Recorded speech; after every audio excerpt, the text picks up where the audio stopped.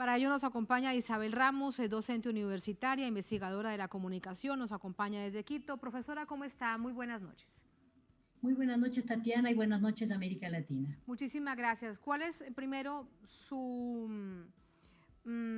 percepción, su lectura de las frases o de los asuntos globales de la rueda de prensa de Yacu Pérez?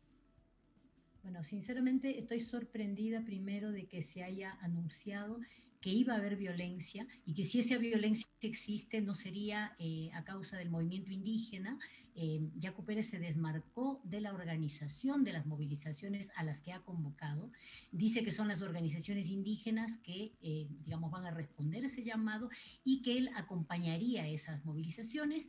E inmediatamente hizo una declaración que realmente ha sorprendido negativamente, imputando primero al correísmo de la violencia que necesariamente va a existir y diciendo que esto se configuraría a través de hermanos venezolanos. No es suficiente, a mi juicio, hablar de hermandad cuando se está haciendo una imputación que podría, digamos, tener implicaciones penales para las personas involucradas de ser así. O sea, entiendo que esta sería una suerte de profecía autocumplida a la que se aspira precisamente para generar caos, ya que no se ha podido probar, digamos, fundamentar, de acuerdo al Código de la Democracia, las alegaciones de fraude que viene sosteniendo este señor candidato desde hace bastante tiempo sin ninguna evidencia. Nos recuerda esta situación a las mismas alegaciones del candidato Guillermo Lasso cuando precisamente perdió las elecciones y decía que tenía, digamos, evidencias, incluso físicas, presentó cajas vacías ante la ciudadanía. Esto todavía es recordado en ciertos espacios y entiendo que por ese motivo Guillermo Lasso ha hecho una especie de lavada de cara de su candidatura, presentándose como, digamos, indicando que debe actuarse de acuerdo a la ley, cuestión que debía haberse acordado cuando formuló un acuerdo que él mismo indica que es supralegal, es decir, que estaría por encima de las leyes cuando eso no es posible.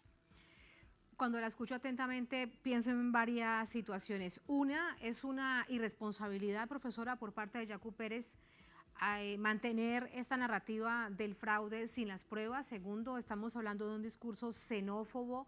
Tercero, está tratando de vincular a los movimientos indígenas a algo a lo que ellos probablemente no quieran irse, como puede ser un escenario de violencia. Definitivamente. Una cuestión que es importante señalar, se ha dicho que es la memoria de octubre de 2019 la que ha sostenido esta candidatura y la ha llevado a tener un caudal de votos muy significativamente superior al que las organizaciones indígenas con alianza con la Unidad Popular tuvieron en la elección anterior. De todas maneras, hay una organicidad en las organizaciones de indígenas, vaya la redundancia, que nos haría entender que las movilizaciones se pueden llevar a cabo, digamos, que van a venir a la ciudad de Quito y que van a hacer los reclamos. Entendemos que estos reclamos no han sido configurados de manera legal. Esto es importante señalarlo porque no están sostenidos ni por evidencias, no están sostenidos tampoco por ninguna declaración de observadores internacionales que vinieron a este país a eso.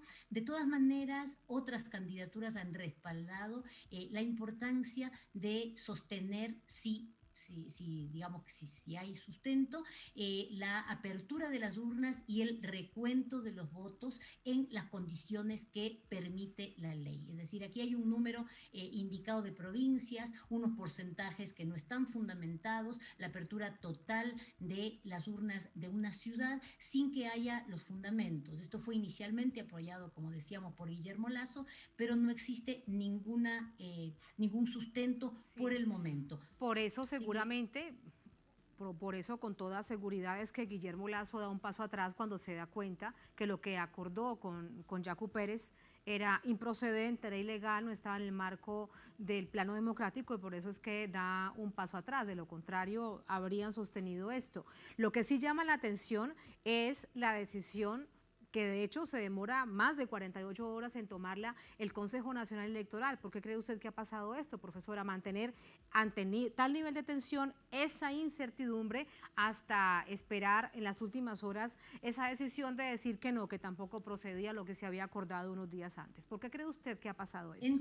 Entiendo que el cuerpo colegiado estaba justamente haciendo negociaciones internas para poder tomar una resolución que realmente salió de una manera muy particular. Es decir, un consejero se retiró de la sala después de solicitar que el informe jurídico sea rechazado porque no estaba suficientemente motivado y sustentado. Un consejero votó por la negativa, evidenciando que no existía sustento legal. Otro se abstuvo y dos consejeras, una de ellas la presidenta, lo apoyaron. Es decir, no hubo los acuerdos internos para tomar ninguna resolución. El cuerpo dice no existe la posibilidad ni de aprobar ni de desaprobar. Es decir, el Consejo Nacional Electoral toma una determinación sin tomarla, sin asumir las consecuencias de haberla negado, porque dice que están divididas las posiciones entre aprobar y negar y que no se puede expedir. Esto deja insubsistente, digamos, el reclamo y es por eso que la resolución se comunica en esas condiciones.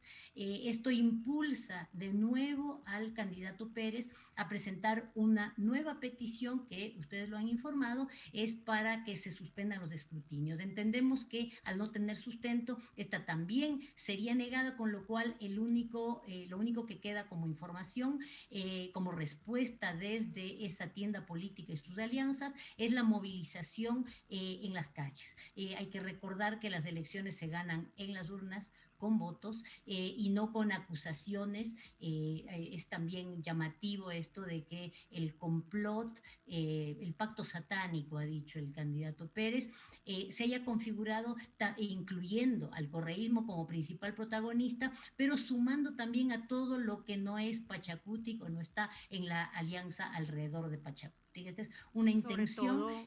Sí, sobre todo, profesora, como si tuviese la bola de cristal que le permite predecir el futuro, de una vez decir que va a haber violencia, pero que no es por culpa de ellos, sino por culpa de los correístas, que llevan además dice los hermanos venezolanos, dónde están las pruebas para presentar tal nivel de acusaciones tan graves. Por último... Cuando existe mala fe no es necesario pruebas. O sea, esto yo creo que... Y con respecto a ello, profesora, me queda algo por preguntarle, pero la organización indígena de la que él dice que representa, ¿es así de maleable? ¿Es así? Incluso algunos podrán ser tan ingenuos de no tener la claridad de hecho política para entender hacia dónde los quiere llevar Yacu Pérez.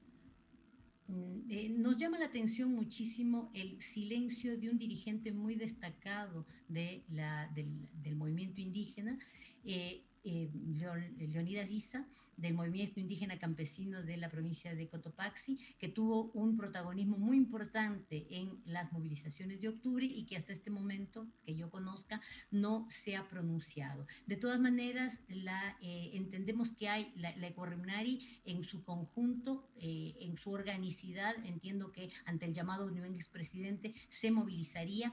No hay tampoco ningún pronunciamiento de la CONAICE y de otras organizaciones que forman la CONAIE, que es un movimiento muy diverso.